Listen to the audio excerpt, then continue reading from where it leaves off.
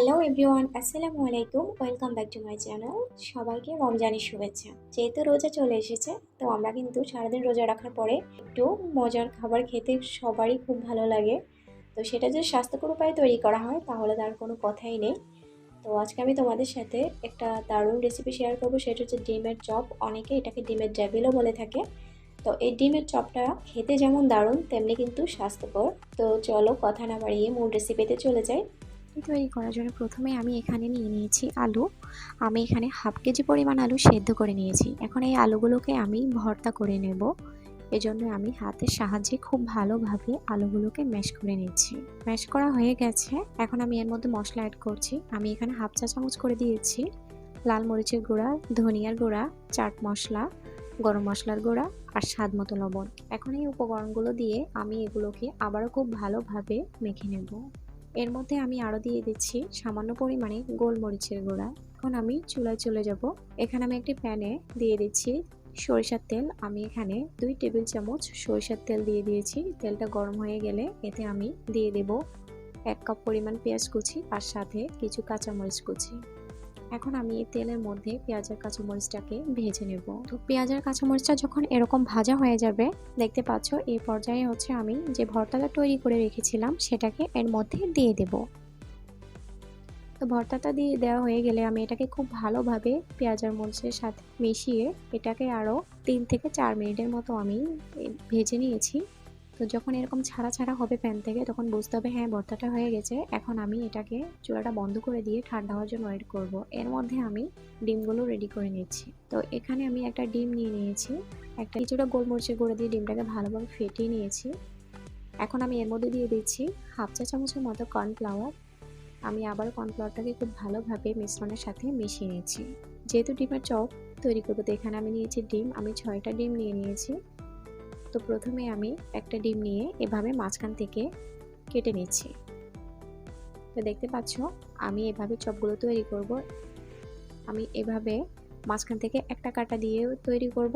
আবার আরও একটা আমি দেখিয়ে দিচ্ছি, তোমরা চাইলে এরকম 4 টুকরো করে নিতে পারো। দেখতে পাচ্ছ আমি কিভাবে করে নিচ্ছি। আবার তোমরা চাইলে এটাকে গোল গোল করেও কেটে নিতে পারো। যেমন আমরা আলুর চপ যেভাবে তৈরি করি ডিমগুলোকে সেরকম গোল গোল শেপ দিয়ে তৈরি করে নিতে পারো। আশা যার যার ইচ্ছে মতো আমি এভাবে করে নিচ্ছি। এখানে যে ভর্তাটা তৈরি করে রেখেছি সেই ভর্তার একটুখানি নিয়ে এভাবে হাতের মধ্যে একটু চ্যাপটা করে নিচ্ছি। তো চ্যাপটা করা হয়ে গেলে ডিমের অর্ধেক অংশ নিয়ে আমি এর মধ্যে দিয়ে জাস্ট চারপাশ থেকে এরকম করে একটু আটকে দিচ্ছি। তো আমি আরেকটু ভর্তা নিয়ে উপর থেকে এভাবে চেপে চেপে দিচ্ছি, এতে করে যাতে ডিমের পুরোটা কোট হয়ে যায় আলুর ভর্তার সাহায্যে। তো এভাবে করে সাইডগুলো ভালোভাবে আটকে দিতে হবে, তা না হলে কিন্তু ভাজার সময় খুলে যাবে। তা আমি এভাবে খুব সুন্দরভাবে চারপাশ থেকে আলু দিয়ে এটাকে মুড়িয়ে নিয়েছি। ব্যাস, তো রেডি হয়ে গেল।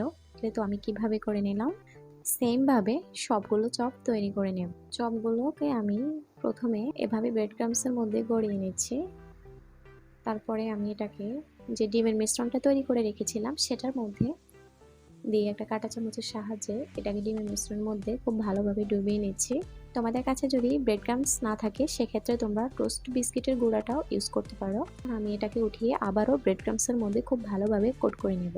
তো খুব ভালোভাবে কোট করে নিতে হবে। দেখতে পাচ্ছ আমি কিভাবে নিয়েছি। তা না হলে কিন্তু দেখা যায় এটা ভাজার সময় কিন্তু চপটা খুলে যাবে। আমি একটু ভালোভাবে কোট করে নিচ্ছি। তো আমার কোট করা হয়ে গেছে। ব্রেড ক্রাম্বসের মধ্যে দেখতে পাচ্ছ আমি এক্সট্রা যে ব্রেডগুলো সেগুলোকে ঝরিয়ে নিচ্ছি। তো আমি এইভাবে করে সবগুলো চপ তৈরি করে নিচ্ছি। তো আমার চপগুলো তৈরি করা হয়ে গেছে দেখতে পাচ্ছ। এখন আমি এখান থেকে কিছু চপ ফ্রোজেন করব। তো সেজন্য আমি এখানে একটা বক্স নিয়ে নিয়েছি আমি। আর এই বক্সের মধ্যে হচ্ছে আমি একটা কিচেন টিস্যু দিয়ে দিয়েছি। এখন আমি এর মধ্যে চপগুলোকে রাখবো।